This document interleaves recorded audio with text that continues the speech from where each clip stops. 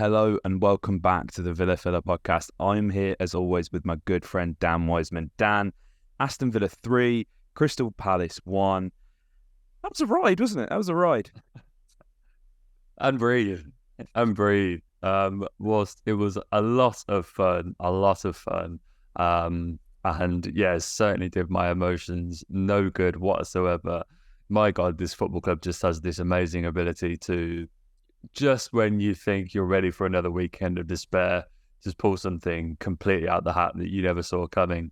There were points like going into the 85th minute or so where I was kind of like, are we going to salvage a draw here maybe? And I was even doubting that at points. But my God, crazy how that all ended. But yes, I think you and I both came on the podcast and both kind of went, yeah, there's a lot to talk about here. And I think it's easy to get caught up in the emotions and the hype and the optimism. And whilst there is definitely plenty of time on this podcast for that, there were 85 minutes of this game for Villa that weren't that great. Absolutely, mate. You're spot on. And I mean, let's start with the team because I was happy with the team. It was the team that I wanted to see. It was, I mean, obviously we recorded our preview before Unai Emery's press conference, so we weren't to know at the time that Moreno would have been in contention for this game. Just with how the game panned out, it was probably for the best that we didn't throw him on. We've seen Diego come back and get himself another hamstring injury just by probably being thrown in a bit earlier than you would probably have liked him to, just due to Ty's injury. Again, nothing you can really do about it. It's all circumstantial, but you know, you want to make sure that Moreno is going to be ready and fit and able to complete however many minutes. Palace were really dirty, mate. And they came to Villa Park with, you know, one thing on the mind, and that was just to try and sneak a goal and shithouse their way to a 1-0 away win. And, I mean, Roy Hodgson wasn't there. I hope he's doing all right. And the obviously kind of fell ill for anyone that didn't know before the game. So you just know, the minute you see that tweet from Crystal Palace, mate, you just know that these guys are going to do everything in their power to get the win for old Roy, and you can't blame them, you know. But yeah, this game, there's a lot to go through. As I say, happy with the lineup, great to see Zaniolo start. I'm pleasantly surprised, I think the word I want to say is, with his physicality. He was more than up for it. I felt like he got targeted a lot specifically during the first half. There were a lot of fouls that weren't given. Referee, mate, need to get this out of the way. I know you don't like it, but I'm sorry. I was almost on the fucking pitch. This guy was a disgrace. Who was the ref? I'm trying to pull the details up now. I can't. For the life, I should have found this. And I know you don't like to sit here and berate refs, and I know you won't, so I will, mate, because oh my goodness, that is one of the most despicable refereeing performances I have seen in my entire lifetime at Villa Park. Yes, I'm only 24 years old, but oh my God, that was just an absolute disgrace. Zaniolo, multiple yellow card challenges were made on him that just weren't given, and just incredibly frustrating. I know we sort of ended up with our rub of the green in the end from the referee, but fuck me, did he take his time. But yeah, you know, I mean, Palace came to contain, didn't they, mate? And they came to frustrate. And, you know, it's these kind of games where I don't think it's like we don't know what to do. It's just sometimes teams can be really hard to break down.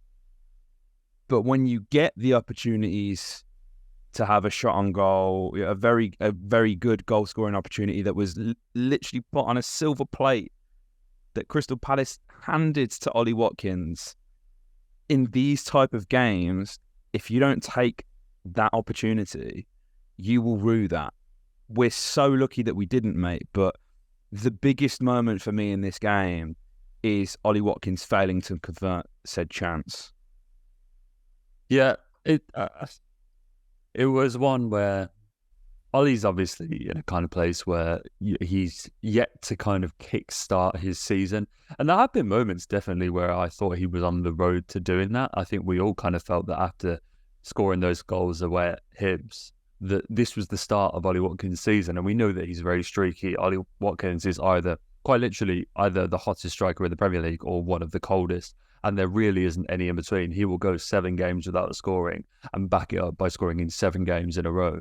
And that's kind of the way that Ollie Watkins has been since he joined, really. And obviously, I think it kind of came to fruition last season, but Ollie is kind of in that funk, and he's getting towards the point now where he just needs any type of goal,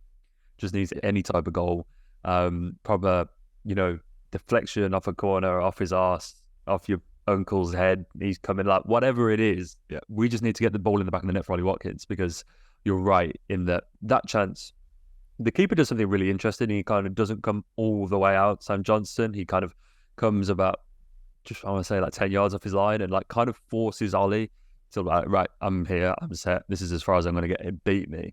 And I think Ollie was kind of thrown off a little bit. He kind of takes it what feels like a little bit early. And I think the reason it feels like that is because the goalkeeper's not like diving at his feet, as would be the norm, I think, in that situation. So you've got to hand some credit to the keeper. I think Johnson made a good save. But yeah, I mean, let's not lie. I think we've seen Ollie score those, and I think that's why it's frustrating, is because if you look back through his Villa goal catalogue, you'll see several goals that Ollie Watkins has scored in exactly that type of scenario. And I think that's why it's a little bit frustrating, because we know that he's got it in him. We saw it just sort of 6 months ago towards the back end of last season that Ollie can definitely finish those chances. And so I think it's that's why it's confusion, perhaps.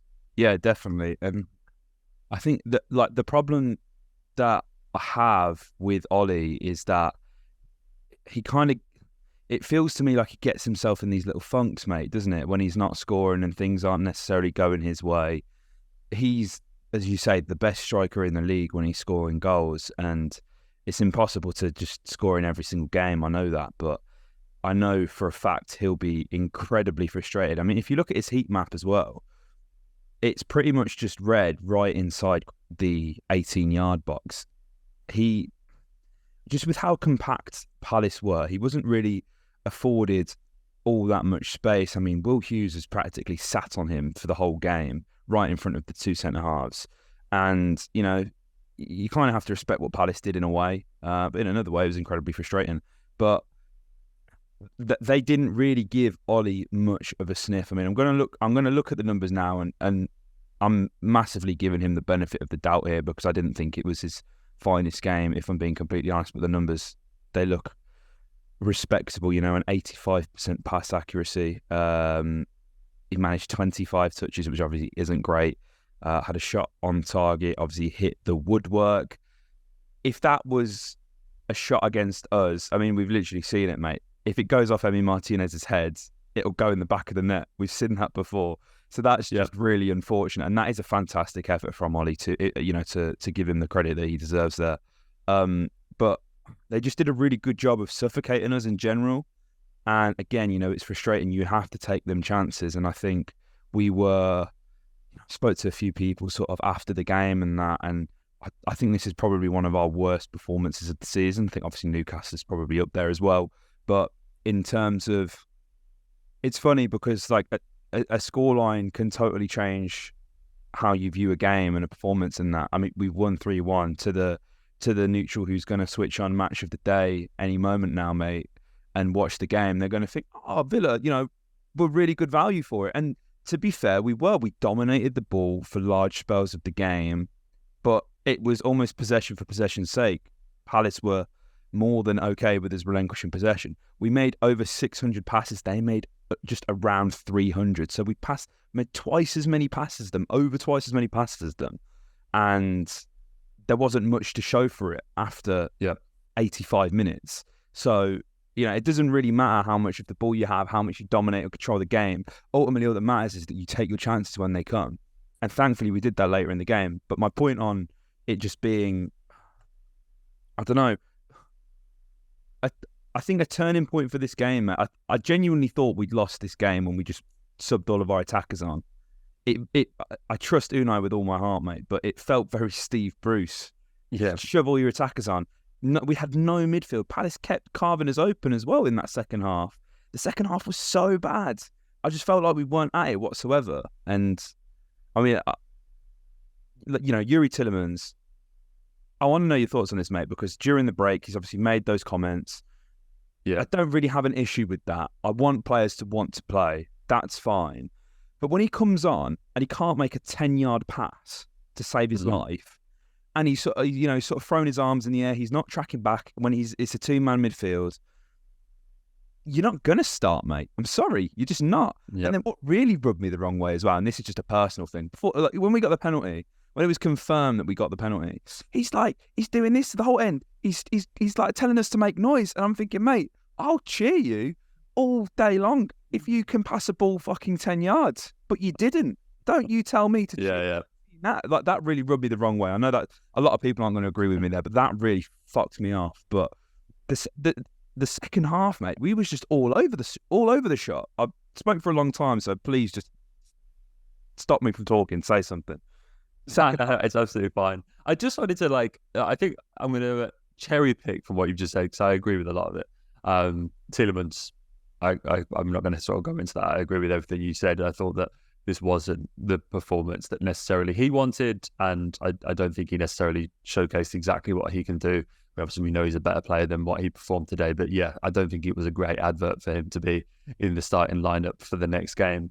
The passing as well, that is definitely something because there's one moment from the first half that I just want to harp back to, and that is the offside goal. Oh, nice. Yeah. That, in a nutshell, this 90 minutes I felt was Pau Torres, the Pau Torres experience, because he has played in this game more passes into the final third than any other player in any Premier League game this season. That's crazy. Nuts, right? The ball that he puts, and it's an amazing touch and finish from Moussa Diaby, but the ball he puts to compete, like that, all that dogged Crystal Palace defending that you're talking about, the ball he puts on Moussa Diaby's toe from there, from your centre-back, is unheard of. If you did that at Villa Park 40 years ago, they'd hang you for witchcraft. That ball from a centre-back is crazy, and that's why you pay the money. 5 minutes to the second half, he gets skinned down the right-hand side. There's nowhere to be seen. And Crystal Palace will make it 1-0, albeit because Martinez slipped. But that is the dichotomy. That is Pau Torres in a nutshell. That's what we're going to face because, my God, in these kind of games, I dare say there are many better centre-backs in world football that you want to play with than Pau Torres, because you can have this most amazing deep block all you like, but if our centre-half can put a ball on a sixpence from 35 yards, you what can you do? Obviously it was offside, so I don't want to harp on it about it too much, but I was really happy that he did that because I felt that so much of obviously he's been subject to some criticism around his defending, and rightly so, but that moment right there, that's why we bought Pau Torres. That's why we spent so much money on him. That's why he's so highly regarded, because teams are going to come to Villa Park and do this. And I know this was a bit of a one-off because, okay, they're without Gahey and Elise and all these guys, and they're without Roy Hodgson, so it was only ever going to be one type of performance. But when you've got someone that can do that, I mean, what are you supposed to do? And so, yeah, Pau Torres, I thought, I didn't think it was necessarily a great game. I don't think he covered himself in glory for the goal. But, I mean, when you kind of look at that, more passes into the final third against Palace than any other player in any Premier League game so far this season. I've just pitched that from Greg Evans, by the way, so cheers, Greg. I mean, when that's coming from Aston Villa centre-half, I think you kind of have to stand up and applaud that. 100%. And the thing is with Pau, that as you say, mate, that's why you pay the money. That's why you sign him. All the great managers, Pep Guardiola, you know, the one of the very first things he said when he came to England was he doesn't care if his players are making mistakes, playing the brand of football that he wants to play. It's his responsibility. If players are making individual mistakes, that's on him, not the players. And, you know, if we are going to nitpick, Pau trying to sort of steal the ball off Mateta and drawing himself into a physical battle that he didn't really need to have, obviously that isn't ideal. But, like, you know, as you've said literally every podcast, mate, you take the rough with the smooth with Pau. And, you know, there's a reason why we've signed him, and there's a reason why he'll continue to play even when Tyrone Mings is fit. And that's exactly why it was almost a passing clinic that he put on display. And you can only hope that as time goes on, he does improve in those shortcomings, and he probably will as well. But yeah, I mean, it's really unfortunate, isn't it, for Emmy as well? Like, it's hard. Like, you can't. There's no over-analysing here. a player slipped over who would comfortably save that. And as well, like he was literally playing at like 12,000 meters above sea level in Bolivia, like 4 or 5 days ago. He's barely played. I mean, if anyone watched the early kickoff as well, McAllister looked absolutely stinking. Same reason why. Obviously, had afforded a few less hours than Emmy, and probably does a bit more running around. But still, even the same. I mean, they were literally taking like canisters of air like at half time and stuff like that. It's absolutely crazy. So Emmy can be cut some slack there for sure. It's just like it's unfortunate and it's frustrating because like for large portions of this game, I just didn't think we were getting a single thing from this. They were, as I say, Palace they just defended so well, and especially with the players out that you mentioned, mate. I mean, Chris Richards, I felt like he really stepped up. I thought he had an immense game, and I'm not just saying that because I'm supposed to be shooting content with him next week, although it's probably not happening now because he lost and he won't be very happy. But I thought he was immense. So I had a conflict of interest with this game. I can't lie. I really could have done with it being a 0-0 for many reasons. But I thought he was immense. I mean, Johnston pulled off saves that we know he's capable of. He's a decent goalkeeper. Can lose to shithousery though. That deflected save from Watkins. You weren't injured, mate, and you was down for like 7 minutes. That was an absolute disgrace. I know our Emmy likes to time waste as well, but that was really frustrating. But yeah, I mean, I thought the substitutions were bizarre, mate. To take off Booba and to take off Guinea, I would have like putting Tielemans on before Tielemans came on. I know I've just ranted about him, but before Tielemans came on, I wanted him to play further up the pitch. We're losing the game. Why take off Kamara and make Tielemans play in that sort of deeper position? He's not going to influence the game as much as you like him to in that position. I thought that was questionable for one. So I would have taken McGinn off purely just to get him further up the pitch. But then just with how the game went, I mean, you need the running power of John McGinn. You need that for 90 minutes. That's almost essential. Yeah.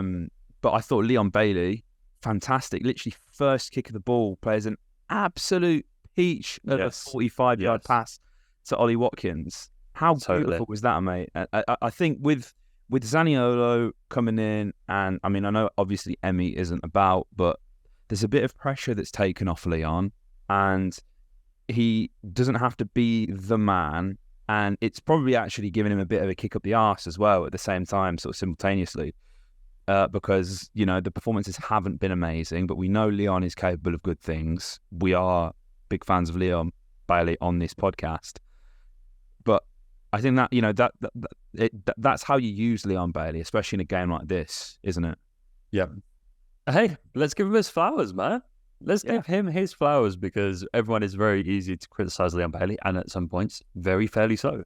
But this was great, and the annoying thing is that his performance, everybody, and you know, you and I will do this in just a short moment. I'm sure everybody's going to be talking about Jhon Durán. Like Douglas Luiz's penalty, like Moussa Diaby had a good game. Like Leon Bailey's performance in this game will be lost to the annals of history. When people think about this game in a few years' time, people will think about that Jhon Durán goal. No one's going to unfortunately think about Leon Bailey, and like obviously because he gets the kind of third. But I thought he was excellent. I thought he came on with a real purpose to change the game.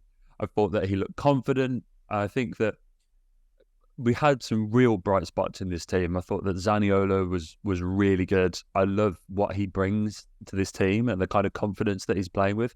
You know, you and I kind of spoke about in the preview about his performance in the Italy game and the kind of hunger that he's playing with right now. And I thought Zaniolo treated that kind of atmosphere and the home debut and all the excitement that was around him coming to this one and bottled it all up and just brought so much confidence and verve to this game, and like just the ability to take a couple of men on, and he almost gets that assist for Matty Cast in the first half. And I thought that Leon brought very much the same energy. I thought he was excellent when he came on.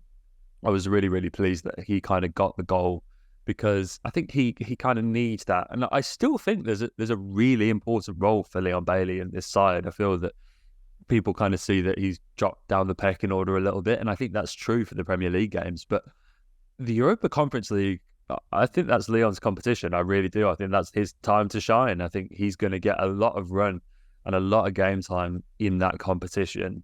And I think he can shine there. I really do. Like, obviously, he's already got one goal in the competition against Hibs. And I think that there's more to come. And I think that if he can bring that confidence and that 1v1 ability, and he can bring something really, really special to this team and really help us out, particularly on Thursday nights. And I thought that with our first game in European competition coming up next week, I thought it was a really nice, what is hopefully a really nice prelude to that. 100%, mate, 100%. Like, huge getting the goal. I honestly thought he was going to miss it when he took that touch. I thought, no, oh my God, the ankle's closing in. No, we've got no time. But really happy he finished that. But mate, Durán. Let's go. Wonder Kid. Oh my God, that goal. That's one of like the best Villa goals I've seen. That was like the spirit of Christian Benteke channeled in him. When it bounced off his chest. Yes. Fuck that tour. And annihilate, bam. Yes. Like, oh man, I love that from him. I love the confidence that Jhon Durán has right now, and rightfully so. That's his third goal of the season, second goal in the Premier League. I love Jhon Durán. I'm invested in Jhon Durán. I've got my stocks in him. He's gonna be a handful. And again, when you talk about Europa Conference League, mate, Unai's going to have some selection dilemmas for Legia Warsaw, mate, because, who do you start? Do you start your striker who's not scored a single goal in the Premier League, or Jhon Durán, who's just, he's coming in hot? Like, yeah.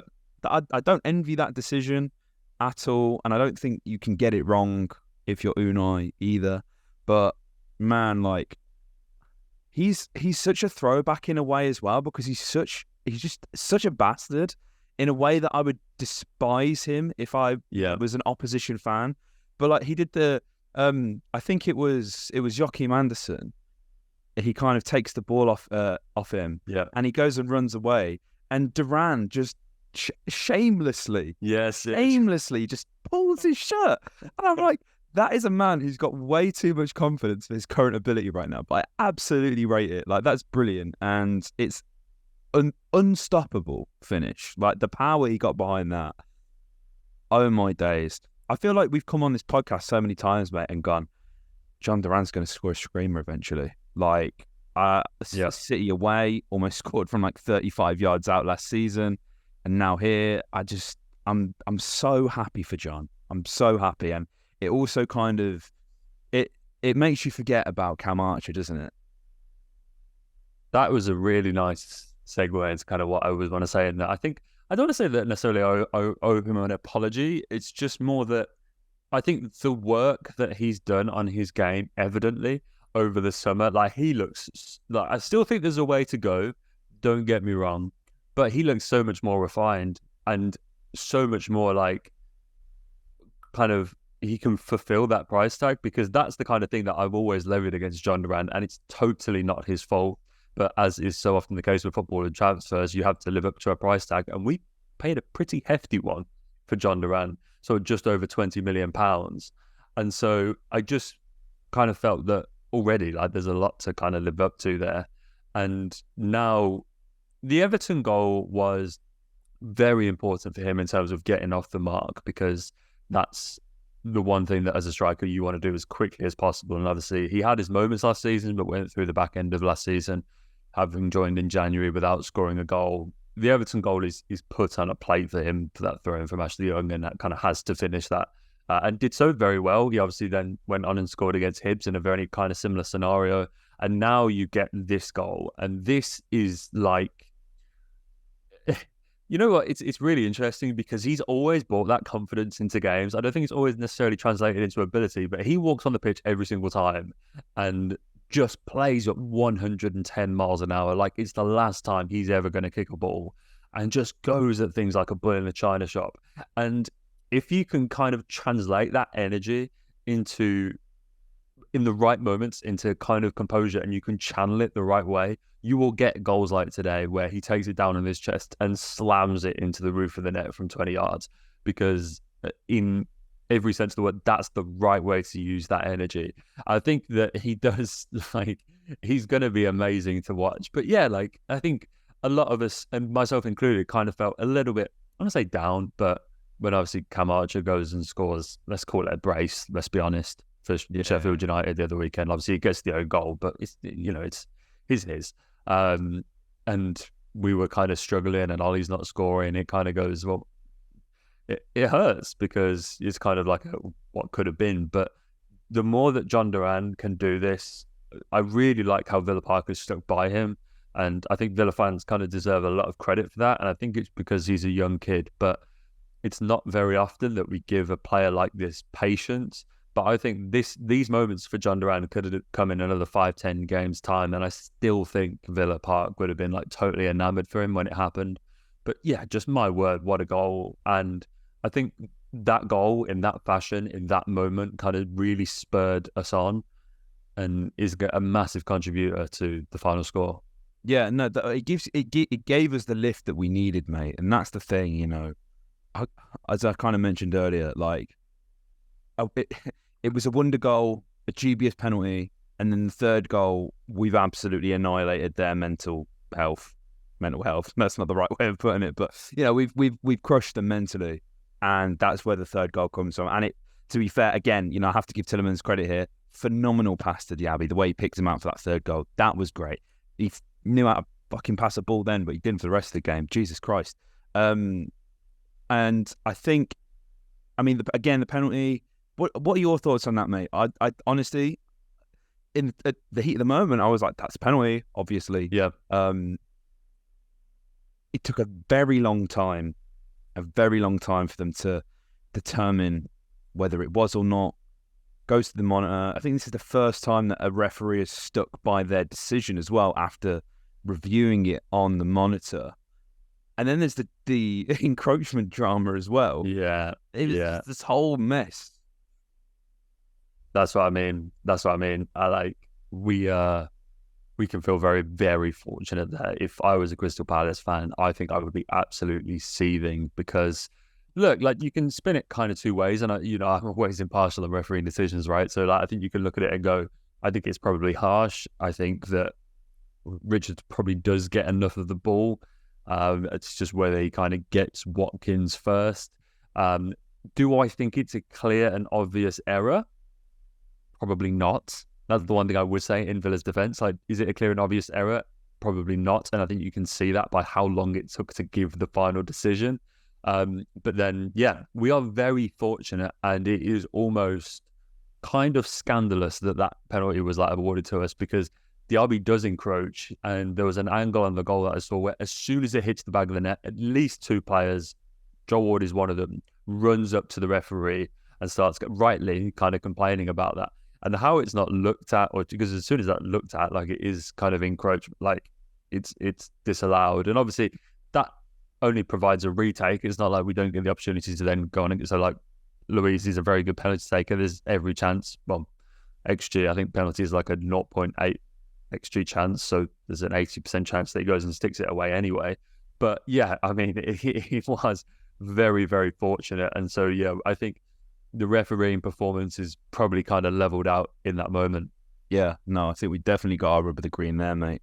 And I think, Diaby really does make that final goal. Obviously, that pass that I mentioned from Tielemans, phenomenal. But that pace, we've not had that for years. Like, it's explosive. It's amazing. And, he's going to create so many chances for us from that. And, it was probably to his detriment, really, for that disallowed goal. He could have easily, if he'd have kept himself on side, still got to that ball before Richards and, potentially had another shot. But, not here to criticise Diaby. He's been phenomenal. He's been a revelation. And I'm just happy that we've got the 3 points in the end, because for large portions of that game, mate, it really felt like it wasn't going to happen. As well, before we head off, I want to give a shout out to David, a listener who I saw in the shop on the way afterwards. Oh, nice. Enjoyed the podcast. Really appreciate you listening, mate. And yeah, I mean, it sets us up nicely for Legia Warsaw, mate, doesn't it? Because you don't really want to go into your first European group game in a decade we're, off the back of what could have been a fairly grim 1-0 defeat or slightly less depressing 1-1 draw. So I'm just happy that we managed to get this done. And I guess I hope that there's a lot that can be learned from this, and I hope that this hardens the players' characters just that bit more, because certainly for sort of 70, 80 minutes of that game, I was questioning the characters of a few. Yeah, mate. No, definitely big cojones stuff. It really is. Absolutely delighted. What's on the topic of shout outs? A little bit for Louis Barry, a little bit of loan watch. Absolutely. Louis Barry, the first Stockport County player to score in 5 consecutive EFL games since Anthony Elding in 2007-2008. And the sweetest moment of this also, you got a goal against Barrow, a goal against Manfield, goal against Crawley, goal and an assist against Wimbledon, and then a goal against MK Dons, which is massive because of all the problems and the lack of trust that was shown in him when he was on loan at MK Dons not too long ago. To go and score on the road in their ground must have been a really, really sweet moment for him. And I'm really happy that he's having this, because I kind of felt that he had that amazing trajectory and like that moment scoring against Liverpool in the FA Cup. I felt that a few unsuccessful loans has kind of felt that he's going off the ball. But yeah, I'm just delighted for him that he's kind of had this run of form, because it's clearly shown that there's still a player there, still a massive future there. And yeah, just to go back and do it at MK Dons, like, what an amazing place to go and kind of grab that record. The narrative, mate, the narrative. I love it. There's a player there that, like, I just feel like sometimes we just need to give these kids like a second, like give them some space to breathe, because people develop at all sorts of ages, and whether Barry makes it at Villa or not, it's quite clear to see that he's a very talented lad and will go on to do amazing things, and hopefully those amazing things are in a Villa shirt, because he is a Villa player. Only 19 as well, so I feel like we can remember that when we're sort of that really adds a lot of context to the situation. Totally. May not be the next Grealish, but he's still got time. He's still absolutely got time. And yeah, that's probably a good note to end this on, mate. We'll be back within the next few days to preview Legia Warsaw. Very exciting stuff. And yeah, I mean, the content's going to come thick and fast. So guys, if you aren't subscribed, make sure you do. If you're listening on Apple or Spotify, make sure you follow, leave a 5-star review and everything. Also, check out the Linktree link in the description, and make sure you donate to Dan's 100-mile run effort. How's that going, mate? How's that going? We're doing well. Doing well.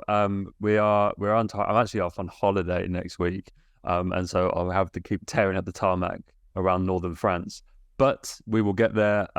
Just another shout out to everyone's amazing generosity. Loads of people, loads of listeners that have donated. We've currently raised more than anybody else during the challenge, and that's mostly down to everyone involved with the pod. So shout out to everybody. Much appreciated. Love that. So yeah, make sure you donate if you can. Like, comment, subscribe, and up the Villa.